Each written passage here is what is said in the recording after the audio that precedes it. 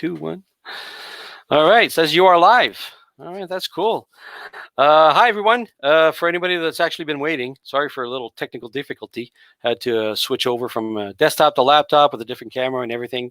The joys of live broadcasting I'm learning, actually. When you get to pre-record, I guess you get the benefits of a couple of tries, right? So listen, thanks everyone for joining in to MSP Talk, the show about, it's not about the speeds and feeds. It's about an overall many themes that business owners, that touches business owners, but more on the aspect of trying to help you scale, to help business owners get better scalability, And as announced, you're probably no stranger if you're in Canada in the channel, working in the channel.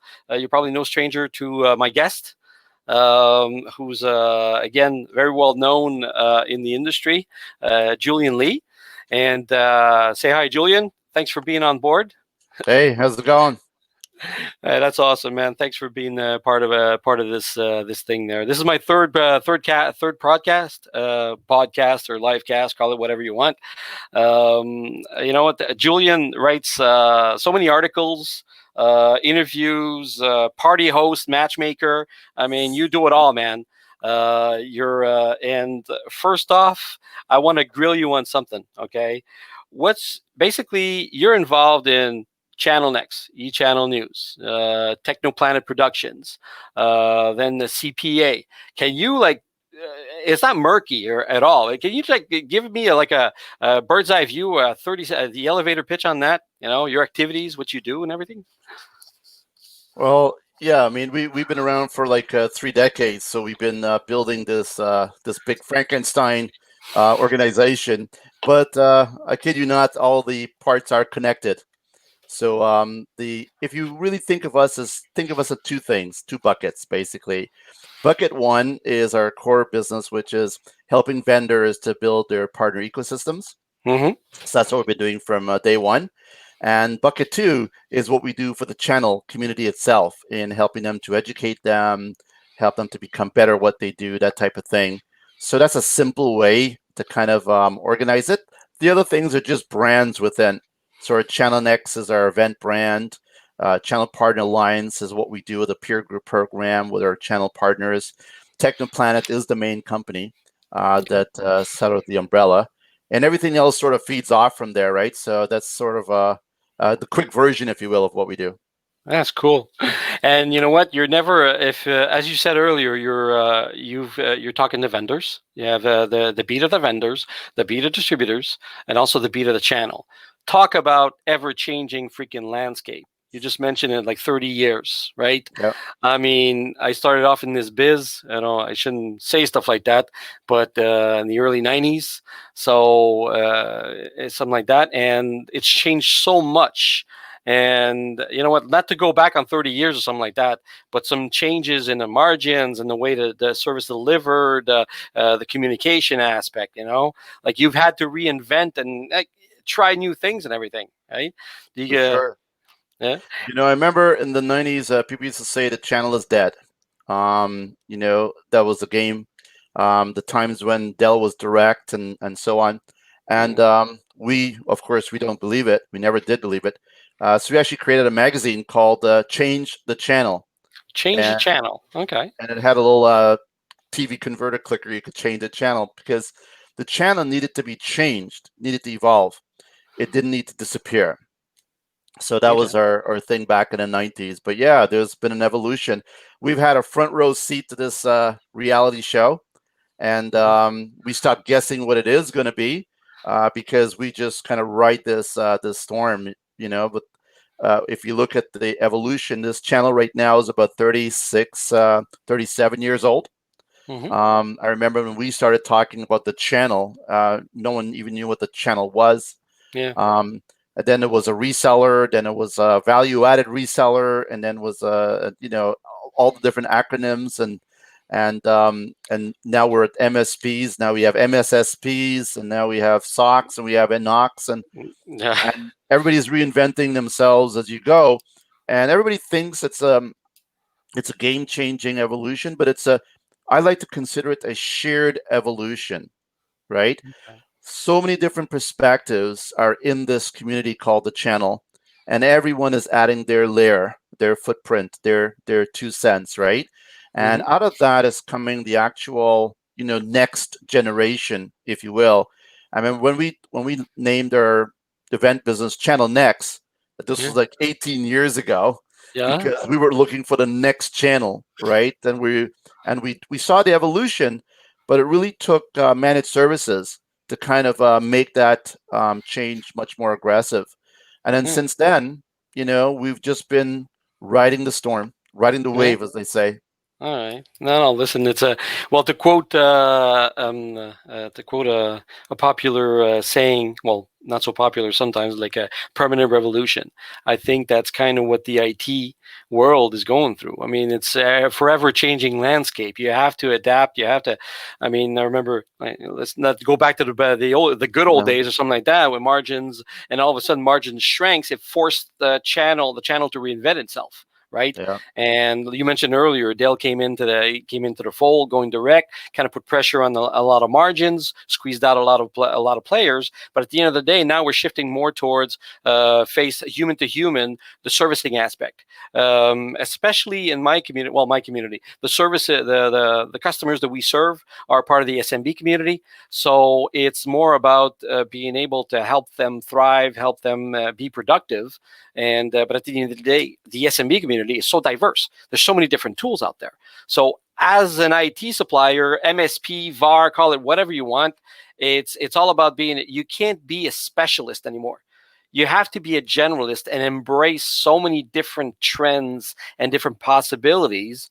And I think gone are the days that you can actually, as a business owner, an IT business owner, look at a toaster and actually have to pull it apart completely to learn how it works before you even think about selling. Yeah. Because when that happens, then there's another toaster, another widget that comes along, and then you're behind, right? So it's a lot about being able to know everything about everything, right?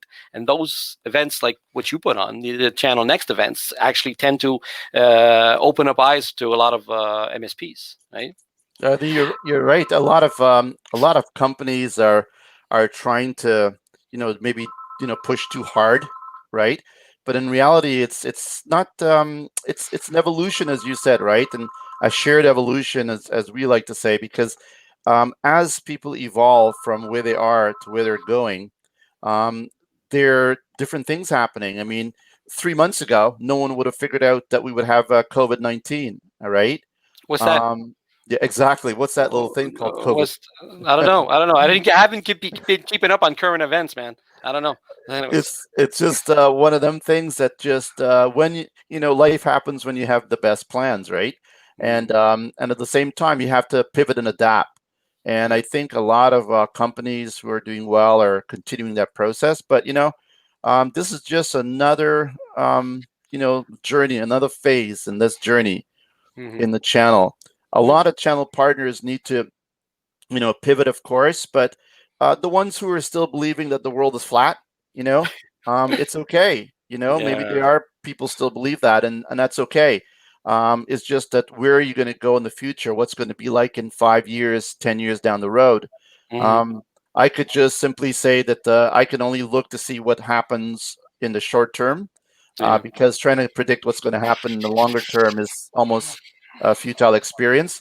Yeah. And I don't know what where the market is headed, or what this type of a pandemic is going to cause, what kind of changes it's going to cause.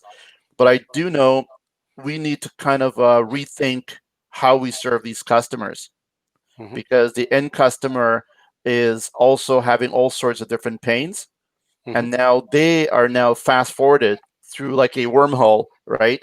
And now Yeah. they're in this digital sphere, and they've got to deal with all this remote working and so on and so forth. Yeah. So it's an acceleration Yeah. that has Yeah. happened. It's a kick in the keister, I'd say, in a lot of events. Sense like I just put on the news from the channel, a few takeaways, because we're basically segmenting into exactly the channel, the MSPs, the VARs, and everything. But Mhm. I mean, I've seen that what's happened right now is just accelerating the change. I mean, all the tools have been there. The tools to be able to work from home, work remotely, being able to, and also the leadership and the culture of companies are embracing more about basically working with their employees to have objectives and basically having being able to have KPIs on the work they do. There's certain spheres of the industry are not going to change. I mean, manufacturing is one of them. Face-to-face serving in terms of food and hospitality and stuff like that is something different. But in terms of delivering professional services, it feels like all the tools have been there. Whatever Zoom, Teams that came up, all the problems they had because all of a sudden they had like a 300 more, or basically probably in a probably a Tens of 200%. thousands. Yeah. 200% growth or something, they had to adapt. But I mean, the tools have been there, and now all of a sudden it's like, okay, hold on a second. As a business owner, I'm looking at my staff. I'm actually still productive. The square footage cost is something to look at, but all of a sudden I'm thinking, you know what? It's probably going to kickstart also another movement where say, you know what? Now less commute, maybe, all sorts of stuff. And one thing I noticed is all of a sudden with COVID is basically IT companies had to become work from home experts all of a sudden because it was all about that, right? Mm-hmm. So, and all that segues into one of your first event, actually the second virtual event you did. We can talk about the next part, which is the evolution of Channel Next had to do with work from home, because it's basically something that's being, what are you hearing from the channel in terms of that? A lot of vendors coming to the table, or guys that already prepared their game plan, or some guys, some new that just realize, hey, hold on a second, we have to get on this bandwagon or anything. Well, I mean, whether you're new to it or you're in it, you have to get there, right? So, I mean, our first event that we pivot into, virtual event, was on work from home, and we talked a bit about it. And it was mostly, I think, the biggest thing we all got out of it was we were able to actually see each other. We kept the dates for our live events, and we just flipped them to virtual events, and we were able to kind of see each other online and know that we still exist. Right? We're still humans, and we're still trying to figure this all out. And then we went from that into the other event, the second event, and now we're in our third event, which is about cybersecurity. And the exciting part of that now is like the evolution of where things are moving. We are trying to be in the target, if you will, of where this channel is evolving. And one of the pain points right now is cybersecurity. Imagine about 15 years ago, right? You tell your kids, hey, never, you're gonna pick up your phone, you're gonna call a stranger, right? You're gonna get into their car, and they're gonna take you somewhere, right? This is what we do every day with Uber, right? Yeah. Before it was like, you don't go in stranger, you don't go in the car with strangers, you don't do this, you don't do that. And this fundamental shift in the way people's mindsets are now opens the door to what's next, right? And it's really proof that even though evolution of the technology is driving everything in the market space and so on, and the way people behave, once in a while there comes something that blindsides everybody, right? Like this COVID thing. And that actually does either harm and good, or maybe a combination of both. And it's terrible what happens, but there are interesting things that comes out of it too. So a lot of people got to pivot. They got to move with the times, and those people, those channel partners, they've got to move with their customers. Yeah. Well, basically, also one thing that I wanted to ask you was about the events. Okay, you just mentioned you had to pivot, you had to change over a bit, right? And I want to make sense of. I mean, we just had a hell of a shock. Many conferences have been canceled, postponed. Some taken offline, taken online. I mean, same here with Microwage. We actually had a conference scheduled in May, and we had to cancel it. Called postpone it, maybe. But the thing is, you were pretty quick to change over. I think, like you said, you had a date set for. I think it was May. What was it? It was April. May. May 22nd. No. The first one was supposed to. Oh. No, wasn't it April? I think it was last week of April. I think it was April, yeah. Yeah, it was April, then May. Yeah, it was April. Yeah. Yeah, April was the first one. You actually kept that date Yeah. You had to turn over real quick and get Yeah. everything. I mean, that was one hell of a shift, right? So tell me about, like, basically for you, what going forward with the event. I mean, basically you're Mm. still branding Channel Next, and I mean, obviously we can't make predictions about next year or anything like that. But how, you weathered the storm. Was it like a when did it come about that, oh, wait a minute, we need to change up right now? Like, tell me about the process and the mindset of having to do it, that change. Well, our company is a do company. We can do. We just try. We don't mind failing. But when the thing happened, we were all prepped to go to all these live events, and we had our first one scheduled for April, which was like, well, of course, we couldn't do it. And then we just chatted with the team, and we just said, so what do we do? We just like go home, lock the doors, go to bed, Yeah. and then wake up in a few months. And we said, you know what?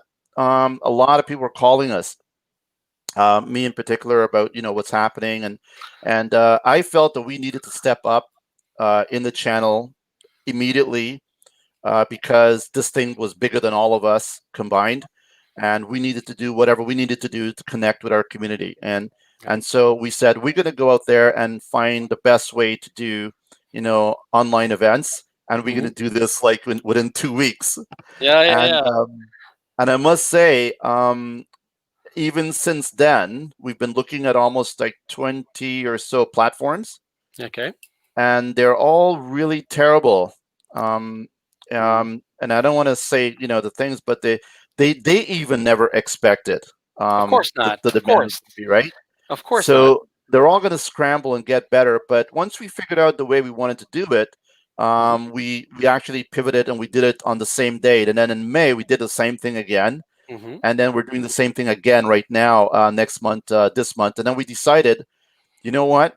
We just can't do 3 virtual events or 4 virtual events a year. We've got to do every single month Yeah. an event. And then now we're monthly. So we're Okay. doing monthly events. And I think even when the event business comes back, our event is going to be, part of that, Okay. but we're going to integrate that with a virtual component. So we'll be videotaping it live stream. So Okay. you can have a choice as a person. Do I go to the live event, or do I watch it home and through streaming? So Mm-hmm. I think that's the kind of the new formula moving forward, Okay. because it's going to be a while before people feel comfortable in going to an event. Yeah, tell me about it. Basically, I've got this serious case of cabin fever. Listen, I mean, I used to go on the road. I like meeting people. Like, it's what drives me. And all of a sudden, the last 3 months, it's kind of like, man, I don't expect necessarily to get on a plane in the next couple of months. But as soon as it's acceptable to actually Mm, go out and meet customers in regions, right? mm. I'm going to be putting so much freaking mileage on my car. It's going to be like, you know what, I will compensate that way, because it's what I need to do. It's what drives us. And the thing is about the community aspect, by having those regular touch points, even though maybe it's not everybody that's going to show up at every month, right? Sure. No. I mean, you keep the idea going, you keep that aspect going, to be able to have some sort of continuity, right? Consistency in terms of what you deliver, right? That's Yeah, I cool. mean, what's interesting thing was about, it's even though we do an event every month, for us it's not about the event and we have attendance and so on, because first of all it's all free. Hmm. Before, when we had live events, we had to be very careful how we invite people because it was very expensive. Yeah. Since it's all free, we've kind of opened it. So the only thing we have to do right now is make sure who comes in are folks that make sense, Okay. and is not there to disrupt the event for everyone. Right? As you know, Hmm. there's lots of security challenges with online video and so on. So we're just really monitoring that as best we can. Yeah. Okay. Um, but in general, the biggest components was, if we look at our business right now. So, Hmm. for example, eChannel News is our news portal, Yep. which is what we do every day. We're reporting on news every single day, different vendors. And so this month is Cybersecurity Month. So we talk about a lot of cybersecurity experts on all the different levels. Then we cap it off with this event on June 25th for cybersecurity and a connection. But Hmm. it's just more content. What I will say, which is something that we kind of surprisingly hope that would happen, right, Okay. is that we record the content from these events, right, Okay. with permission with the coaches and so on, and we gate it up, right, and we regurgitate it throughout the next months. And then Yeah. what we found was, for every one person that attends the event, there's Okay. 10 plus that looks at the actual recorded content. Julian, back up a second. Yeah. I'm going to challenge you on this. Sure. Hard numbers, man. I Yeah. So mean, tenfold. it's Yeah. tenfold. And the reason why, Yeah. so we were always thinking it could be interesting, right? Mm-hmm. But the way we integrate it with our news media is Okay. really what accelerates it. So, for example, let's say I do, someone does a workshop, Mm-hmm. right? A vendor. And then we record this 30-minute session. What we do a news interview that maybe the next month or next week, whatever that company, we would embed that link, right, Yeah. into their their session, right, and their news interview, and then that gets more links and so on, and then we Mm-hmm. share that with the company, and then they start sharing it with their Yeah. their people, and it just sort of ripples out in the social sphere, right? Mm-hmm. Because one thing is, if you really get good recorded content with Yeah. good value, it never goes out of style, Not really. right? No. Yeah. So we are building this massive library of content literally every day. And Mm-hmm. that's really where we see regurgitating of content. And it's kind of like a rabbit hole, right? We've picked up a lot of new, subscribers, like crazy amounts over the last 3 months that we Mm. were only projecting, 3 years down the road, right? Yeah. And what we found was it's kind of like a rabbit hole. They would lock on to us with one video or Mm-hmm. one whatever, and then they'll click to our website, then they click to Yeah. another one, then they Yeah. click to another one, You and all of a browse. sudden, Yeah. that content that we thought was, a month old, now just got another 200 views. That's And then awesome. we're going, oh wow, that's so it never dies Mm-hmm. is the Yeah. key, right? Yeah. And if you want to know, if you want to look at a very simple analogy to this, is that if you look at YouTube, right? Perfect example. You go on YouTube and you'll start seeing things like 2 years ago, 3 years ago, 1 year ago, or whatever it is, Yeah. and the information just keeps churning. Now, with zillions of videos being updated every single day to Mm-hmm. YouTube, Yeah. how come all those videos still pop up, right? Yeah. And that's because there's this much amount of content out there, and you're only consuming this amount. And Mm-hmm. depending on the day and what you do, you might consume a little bit more, but there's so much more Yeah. out there. And so So much that's available. that's the kind of thing that we're seeing right now in news media. Yeah, well, that's cool. Well, actually, that's a bit of what I'm trying to build with MSP Talk. Yeah. I didn't spread it around yet because basically I'm just building that library. But whatever I put out in content, put it on YouTube on a single page. Eventually, it'll be available. Right now, it's more about engaging and having discussions with great guests like yourself to talk about the points that I want to put across, of course. But then after that, it comes maybe a LinkedIn, maybe a specific LinkedIn page for it. Hey, I just talked to you earlier offline about actually changing my Facebook page, my personal Facebook page, which I usually just keep separate from the professional page, and say, you know what? It can all be part of the same thing. I can create an MSP Talk Facebook. So right now, there's so many tools available to be able to spread it out, to spread it around, right? But the great thing is that I'm recording this on LinkedIn Live. We're presenting on LinkedIn Live. After that, it's uploaded on YouTube. But the thing is, you can actually have one platform. No, you can actually stream on various platforms at the same time, right? Tons of stuff available. And by the way, Michel, what you're doing is really cool, because this is what more people need to do in your space, right? And it's not a matter about how many people are actually watching anything live or subscribers or anything like this. I mean, we got 70,000 subscribers, right? But in your world, it's about building valuable content, right?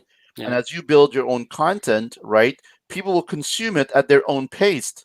right? Mhm. And that's just the way, it is for this world. I mean, when we use LinkedIn, or when I use LinkedIn, I mean, I got a lot of some followers on LinkedIn, but Yeah, you I got a use bunch it. of articles, by the way. You're publishing like a lot. Anyways, Yeah, go check him out. Everybody, go check him out. There, I can't put the link or whatever, but you can look him up. Go check out his articles. I think I got over 500 articles on LinkedIn. I think maybe I have more than most people, but I Yeah. mean, I'm a writer, right? But the one cool thing was LinkedIn is great for consumption of B2B stuff.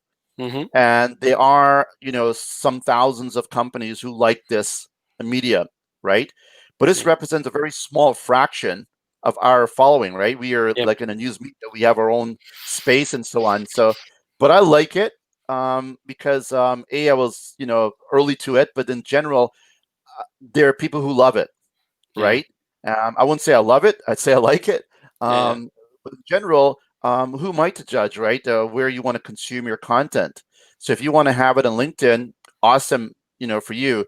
But Yeah. for me personally, I try to keep it in within LinkedIn and or our news media portal. Sure. Yeah. Um, but we don't go past that into, let's say, Facebook and Mm-hmm. other what we believe are more consumer type things and personal things. Yeah. So Facebook, even though it's a lot of business as well happens in Facebook, right? Well, the thing is, and you know what? For the longest time, and to a certain extent, I still agree with you, right? And a lot of my focus is going to be using LinkedIn and stuff like that. But sometimes what I've heard before is the fact that people will go on Facebook Mhm. because they identify more with that platform. And at the end of the day, it's about being where the people are, right? If somehow you put out good content and it resonates with them, but the thing is, it's a lot of work. I mean, to actually manage multiple platforms like that, it's kind of a full-time gig, right? So if you're working on with basically as a me myself and I and limited team, at the end of the day, you got to pick your battles, right? You got to pick your channels and say, you know what? Of course, this would be really Mm. interesting, but Yeah, it's too much horsepower, right, yeah, to manage all that, right?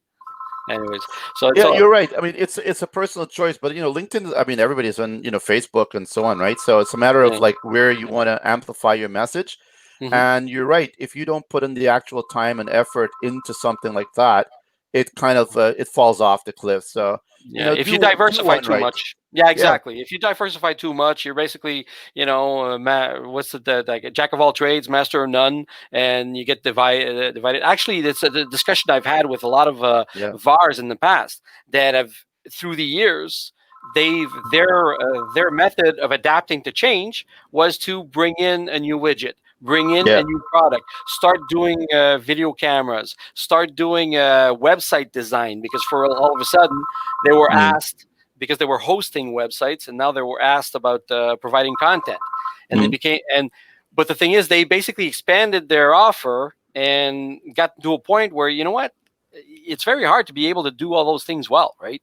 Mm. So same analogy, if you want to be able to hit do it things well, you have to limit your scope and choose your channels, right? I totally agree. I mean, Yeah. my community. I mean, I am not like I have a very limited community. Like Hmm. 70,000 companies is my world, and Very limited. well, there's some people with gazillions, right? But Yeah. I'm not global domination, right? I got 70,000 people I work with in Hmm. my world, and that's more than enough that I will Yeah. ever need in my lifetime. Yeah. And Yeah. so I just kind of like focus on that. And I mean, my number one question is like, how do I help my community to become better? Hmm. And if I do that and I help someone to become better what they do, no matter how it is, right? That somehow comes around to us at some point. Yep. But even if it doesn't, it doesn't matter because we feel damn good that we're doing something good than bad. So Yeah. that's just bottom line how we do it. Yeah. You're having fun, and it shows. Yeah, we Listen, do have fun. Listen, I just want to chime in. I want to change the subject a bit, because it's one thing that I'm really excited about having you on to talk about this. Right? Mhm. It's basically benefits of peer groups. Right? Yep. For me, I mean, I'm a fan of all franchises. Anybody who knows me, I'm very curious. It's a food industry. It's a whatever, like a clothing industry, whatever franchise systems out there. I'm a fan of getting to know them. There's so many diverse systems out there, right? But also the same thing goes with peer groups. And I'm a big believer in in so much value and benefits you can get away from, you can get out of all sorts of peer groups. And my take is there's structured groups like Microasia. Well, Microasia is a franchise, but at the end of the day, it's still a tight knit community. It's still a peer group, or basically of partners. But however, there is buying groups. Okay, I couldn't name them all, but I don't care. I can name them: the MM Corp, MM Corp, SM Corp. There in Quebec, there's also there's groups like ASCII groups. ASCII that have been around for such a long time, but we've also seen vendor groups like TrustX Alliance, Varnex, that are basically based on distributors, right? And now we're seeing versus these communities, these vendor communities that are popping up. DattoCon has this Datto following. ConnectWise with IT Nations has got this following. Now it becomes kind of like not a religion, but it's got kind of this community feeling. Like you're gonna pick one or two events, and that's your crew. Those are your guys. ShareWeb's doing the same, trying to do the same thing, right? And there's so many different facets like that.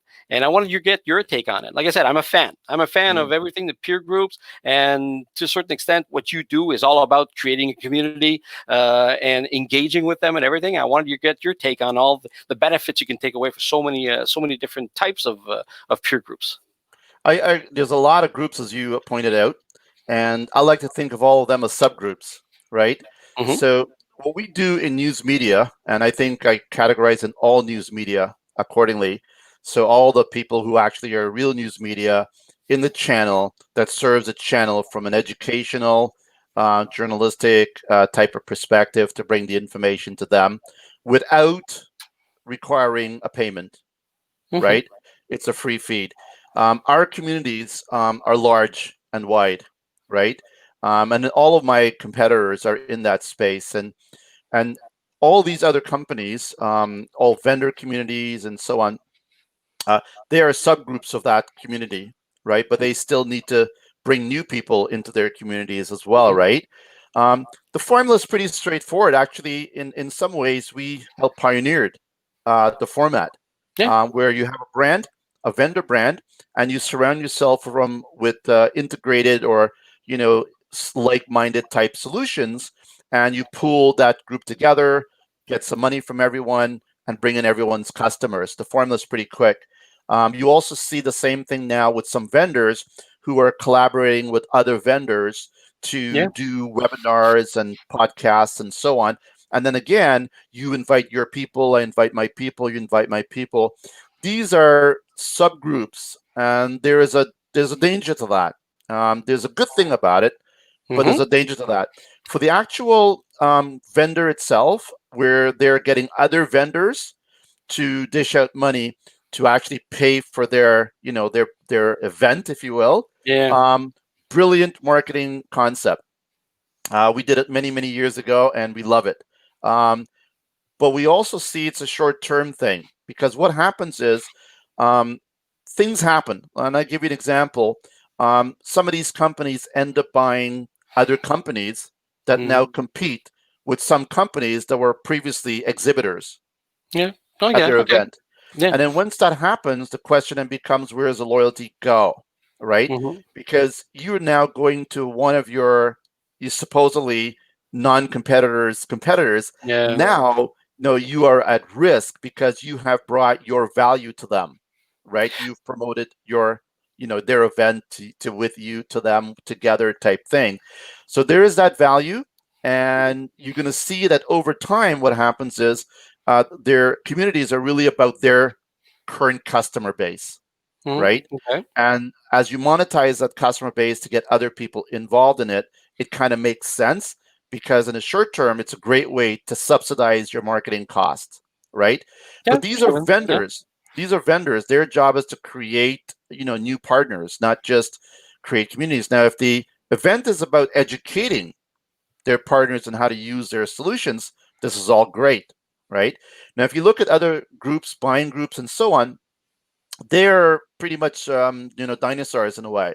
And because people just don't buy stuff and at pricing levels and the margins now, and it's just so hard Well, listen, I to want to get buying challenge you. groups. Listen, I want to challenge you on something. Yeah, of course, if Sure. we're talking about a rebate club or buying group and something like that, Yeah. the end all, like the overall facet is there. Sure. However, some of them have had to evolve also to include that education component, to Yeah. include certain aspects of it. Right? It can't be about being able to get a 1% off extra kickback. It's not like that anymore. I think Right. it's a multitude of things. If these buying groups are able to evolve and integrate that education component, some marketing component to help out certain guys, then they can make some headway and be able to be a bit more dynamic. So yes, I do agree that frame of mind in terms of rebate club in this day and age in our community, it's there's just not much enough margin to squeeze out the difference. I used to Right. be something you might not know about me for a few years, for like 7 years, I was in the CE industry, consumer Mm, electronics. Okay, mm, consumer electronics is a different beast. Even though the margins were hit hard, especially with the retail aspect, mm. there were always these built-in rebates, like of like 10, 12, 13, 15%, that were built into the cost. And for some reason, in that particular area, it still made sense. But in IT today, it's very hard to go to a vendor and say, "Listen, I want to give you some volume. What kind of kickback can you offer my members?" It's squeezed so tight. Yeah, sure, I'll give you like a little extra 1% for MDF. They might buy me more towards the MDF side than any kickbacks, right? Yeah. So, like I said, like I said, But you're right. We're saying the same thing. I mean, you can't. Those types of value adds in the past no longer applies today. They have to reinvent themselves. The question then becomes, what is a peer group today? So we've been doing this now for only 6 or 7 years, right? And I mhm, will tell you, actually, the whole peer group concept for me came from an MSP who's now part of our organization, Randall Warwick, right? yeah, And Randall, yeah, and Randall, when he was talking to me for years about this type of value and peer groups and stuff, I was going, okay, but then what it was, we knew one thing. Here's what we knew. Whenever we had events and we had coaches or speakers, and they would go and give a 30-minute thing on here's the things you need to do for digital marketing and here's the thing you need for sales. I yeah. mean, it really was great. It sounded good, all right? But then we knew when everybody left, they didn't do anything about it, right? So it was a kind of a talking head. It almost didn't have any value because people didn't use it. I mean, not everybody didn't use it. Like Well, no. some Well, people listen. did. You walk away from an event, whether it be yours or any other event, you're jazzed up. You're like Yeah, yeah, I'm gonna your do head it. is full of ideas. You're Yeah. getting like a go-getter attitude. Then you get back to your business, and all of a sudden these fires pop up, and then you have to put out these fires. You had to handle this and all that, and then you find out like a year later when you go back to the event. Oh man, that's right. I was supposed to do that. I was supposed to do that. I never got around to it. Right. Anyway, as You're ab- I interrupted you. Go ahead. Yeah. but that's exactly right. And we knew this for Yeah. years and years, and we still did it Yeah. because that was the playbook. I mean, we didn't have another playbook. And then in comes this peer group concept was actually invented 85 years ago. Mm-hmm. You could read up about it on the channelpartneralliance.com. There's a whole page on it, and you can link to it and Google if you want. Anyways, to make a long story short, you put a bunch of people together, like-minded, in a room, and you exchange their pain points and talk it out, and then all of a sudden you could solve problems, right? So Yeah. peers helping peers. What we did with our peer group is how do we make a peer group better for the market, right? For the Yeah. channel. And so what we did is we took that peer group concept and we baked it out into a modernized version. So we inject 6 business coaches into it, period of 1 year. They meet monthly, et cetera, et cetera. And then what happened was we just wanted to see if this thing would work. All right. Yeah. Well, not only did it work, right, but the peers wanted to remain part of their peer group forever Yeah, permanent because one, permanent approach. we never anticipated they'll become friends. Yeah, We, we yeah, we just thought, hey, business people getting together once in a while. They became friends. They went into yeah. barbecues to each other and so on and so forth. Mhm. So peer groups blends to become friends. And what happens with the peer groups, you have to be careful with peer groups to make sure they don't just become a hangout, right? Yeah, no, you're right. No, listen. Or Otherwise, otherwise it becomes like it depends on what you're into, the social aspect. But usually within those peer groups or within these, like even if you have like 25 people around, you're going to connect with a few people. Okay.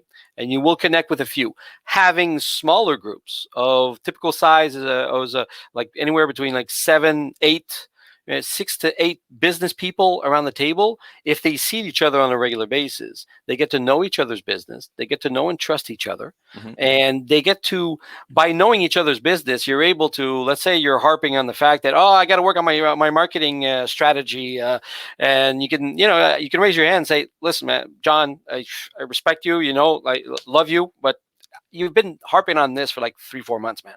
You got to set another objective, or like what's missing? What's the missing key component? That back and forth, that little challenging part that you're able to get only from commonality or knowing the people and connecting with them, I think is a huge key, right? yeah, And for sure. that's part of the success of a smaller peer group, like a more permanent peer group, instead of having like a peer event, right? That's the big We're difference. definitely not into large peer groups. It's like 8 max. Yep. And because we know the formula works, and I'm not going to change the world. So Mhm. it's 8 people together doing things. The one Yep. thing I would say about peer groups is you need to have the accountability in there. Yeah, You need bingo. to make sure you understand what each person's problems are, and you need to be giving everybody equal share time, right? You got to hear everybody out and help them through the process. And I've seen amazing things happen in peer groups that competitors would never do.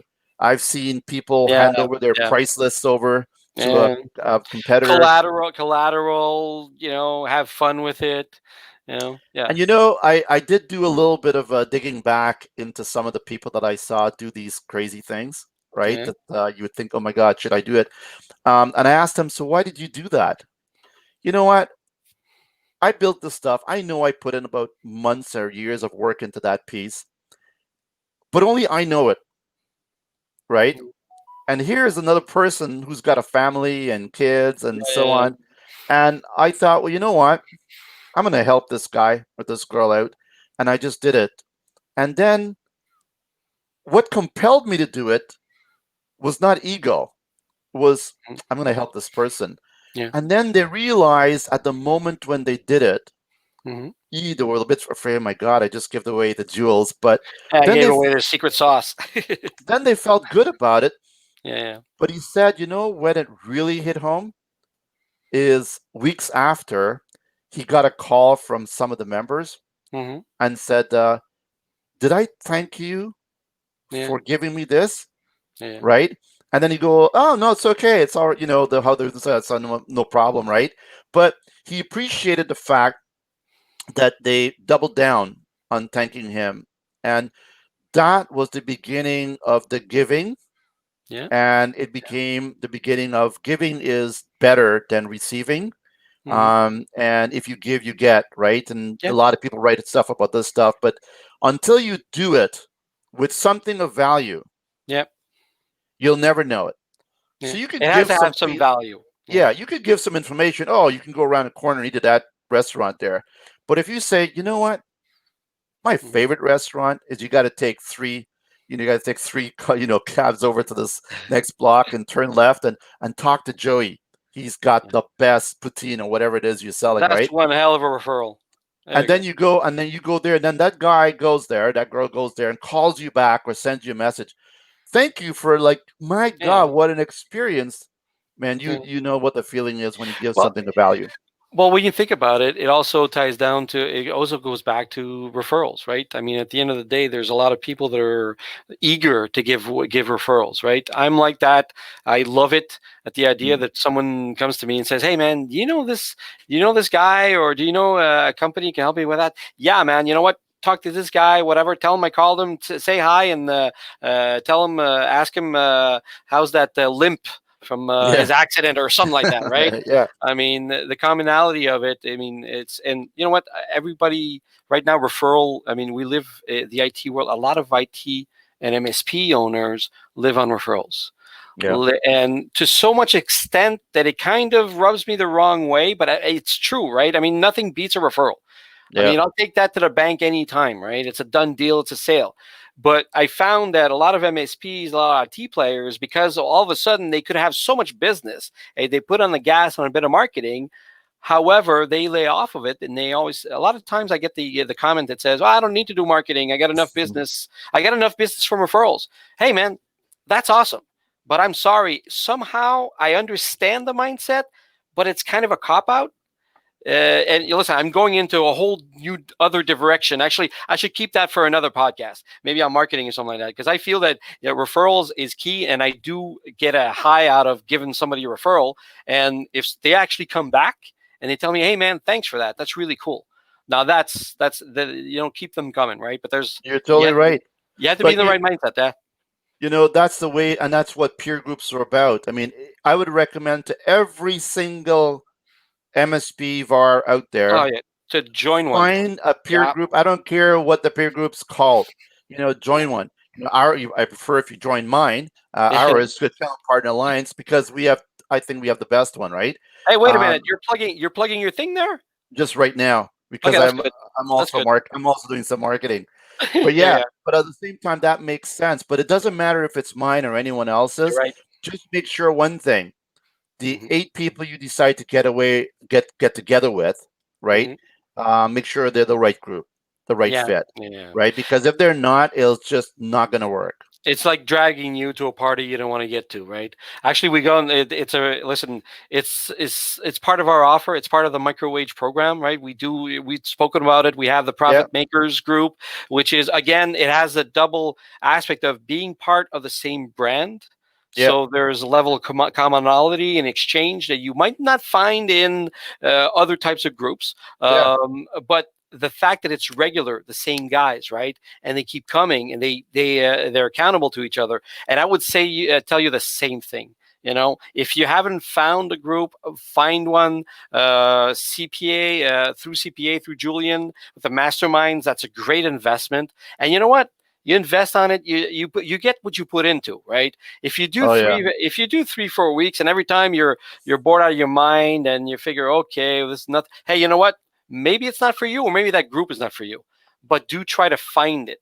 Like earlier, I yeah, mentioned the peer groups and the various benefits out of it, but it was also like peer exchange events. But don't mistake peer exchange events with peer groups. yeah. Some peer groups can come out of peer exchange events, and sometimes you can build your own small community of friends, right? Mm, That saw each other, and they connect and they structure it.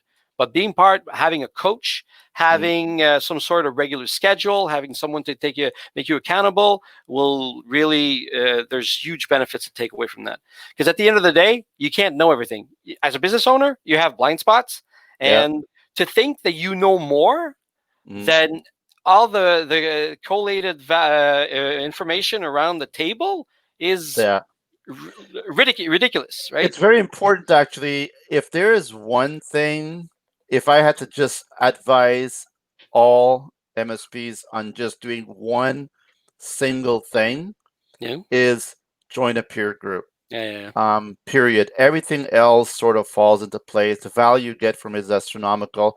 I mean, we're even starting to do peer groups with vendors now, Oh, right? okay, Which is okay. kind of interesting because they all have the same problem, right? Yeah, The challenge is that they're more competitive, right? But yeah, join a peer group yeah, because it's the single best thing you could do for any business. yeah, And you want to have, another 7 or 8 close friends you could pick up the phone and talk to. yep, And I'll also say one other thing about peer groups. It used to be, we used to think you had to be physically in front of someone, breaking bread, eating around, and to be part of a peer group. And the answer is yes, you need this, yeah, right?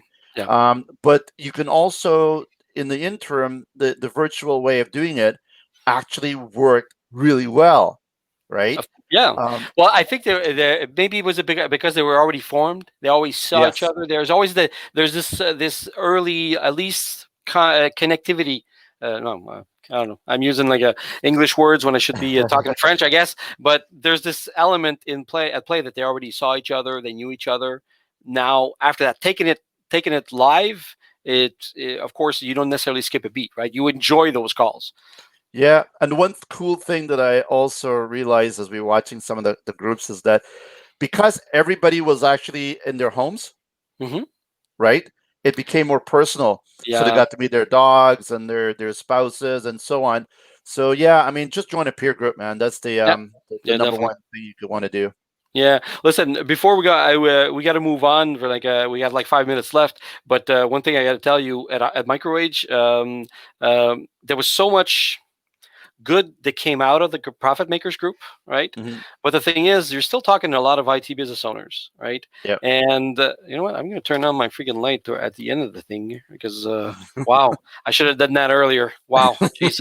Um, anyways, there was so much value out of the profit makers group, which the focus was on working on your business, the perennity of the business, the sustainability, the profits, cash flow, administrative costs, service delivery and everything.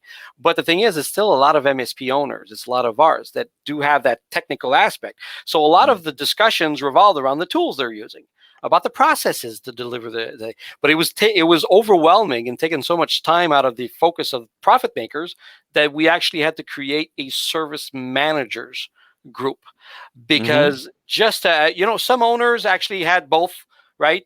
But the discussion was revolved around what tools, how they integrate their tools, how they go about deploying. But the funny thing is, we found it was even more dynamic because all of a sudden you had service managers that live and breathe the stuff, right? Mm-hmm. And they were all in it. So it was, like I said, it's the extension of a peer group instead of just owners. It's about service managers really, really connecting and exchanging. And the thing is that if you have a guy that's using ConnectWise and a guy that's using Autotask and TigerPaw or something like that, it doesn't matter.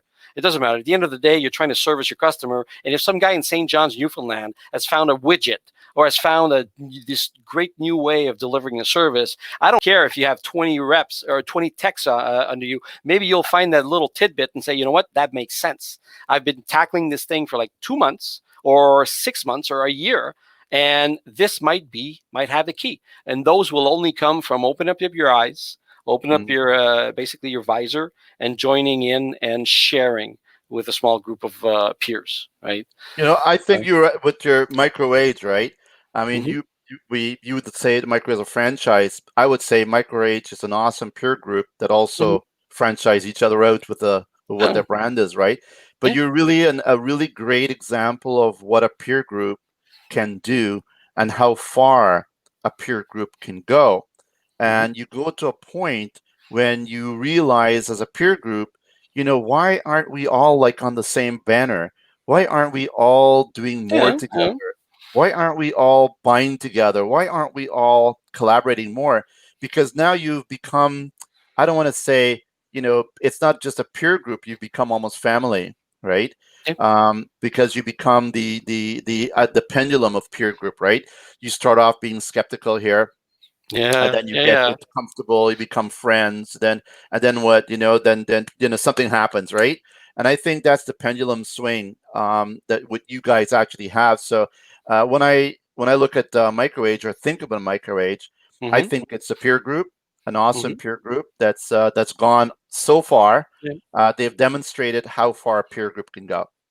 I agree. I agree. At the end of the day, the way I like to see it is basically it's best practices through peer exchange, Yeah. right? I mean, there's a lot of. I mean, I did a webinar a couple of months ago, actually a month ago, Mm-hmm. and it was basically about demystifying the idea of a franchise where you have a McDonald's, you have a Subway, set ways, contractual relationship that define the relationship between franchisor and franchisee. And the truth is, microage evolved from a distribution concept under Mm-hmm. Hardco, right? Mm-hmm. So it was a lot of more about as long as you're buying from through us, we're okay. So the brand evolved and the relationships evolved. But now what we have today, because we're no longer affiliated, it's not the same thing.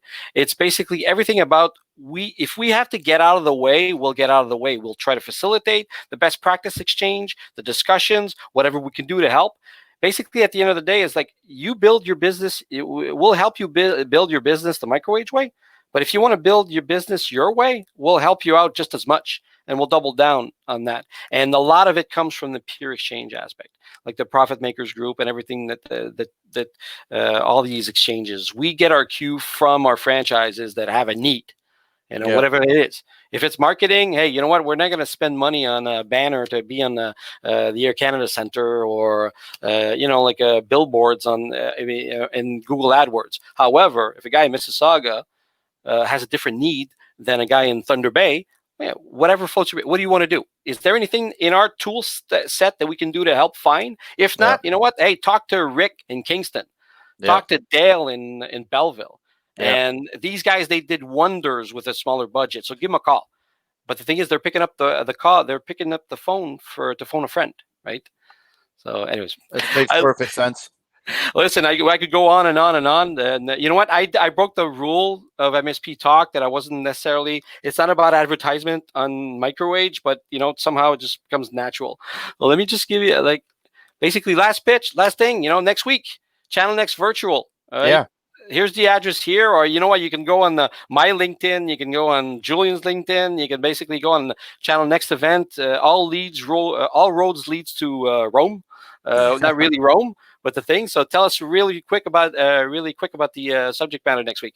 It's cybersecurity, and it's really important. But I want to stress a couple of things about it. And one is, so you're not gonna. We're not a big thing of vendors everywhere, right?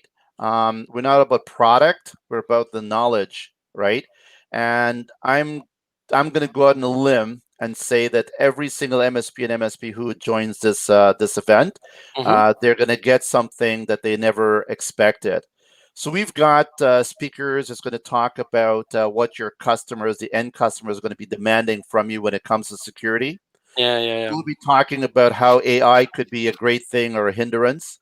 We're going to be talking about how, you have to sell security stuff to CFOs. And if you can't do this, you are dead in the water. So we're going to talk about getting over that hurdle. We're going to talk about making sure you're hacked before you get hacked, right? Ethically. We have pen testing solutions going to talk to you about that. We also have an organization that's going to talk to you about how you can have an assessment about your ability to actually do cybersecurity properly. Like as an MSP? As an MSP. Yeah. That's good because that's a scary thought. If I owned an MSP, right, and my bread and butter, and that's the kind of stuff that keeps me up at night. Absolutely. In terms of, okay, wait a minute, did I think of everything? No way. So that's cool. And they actually have a dashboard for it too as well. So this is going to help MSPs qualify themselves to make sure they're also not going to be attacked. And then we got into this, another speaker is going to talk about the next 90 days. Forget the next 100 days or whatever. What do you got to do in the next 90 days? And that's going to be a really aggressive plan.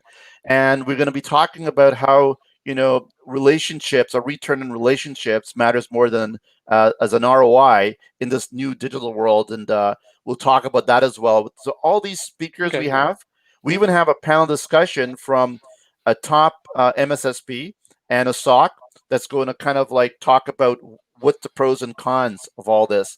I even have another organization is going to talk about should you build it or you should outsource it and why both.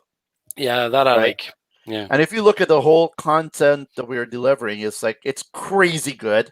It took us a while to kind of get the right people. Now, we don't have the ultimate famous speakers, and we don't have people like basketball players and presidents of countries and stuff talking. I think you're alluding. I don't know. I saw something like that. I don't know. So we don't do that stuff because we don't want to attract people for the wrong reasons. But the people who we invite to actually speak at these events are actually walking in your shoes, right? Yeah. They're the MSP community. They understand the channel inside out, and they know what it's like from your shoes. And that's our community we want to talk to. Now, the really cool thing is all these sessions that I mentioned before, we record them, right? And so that library of content is going to be available to everyone. And if you want to check it out, register, you can attend it for free, obviously. And it's fun. We actually do some fun things as well. So we try to make it as fun as it can be. right? Yeah, I know. Like, you might not have a famous basketball player, but you got Gerlinda having all the guests go out and hunt for treasure in the house, Yeah, right? Anyway, if you're exactly. wondering what this is all about, you got to sign in. You got to be able to find out what it's all about. All All right, right. that's cool. Hey, listen, man. You know what? We're actually 59 minutes 30 seconds in. For those who expected for, I don't think that many guys like stayed on for the whole hour. But it's been great having you, Julian. Man, this is awesome, and I appreciate you making the time. And we'll definitely see each other on Thursday. I'll be there, by the way. I'm also Yeah. going to be partaking. All right. My pleasure. Keep up the good work, man. You rock. Cheers. Thanks. Take care, man. Bye-bye. Bye. And the broadcast. There you go.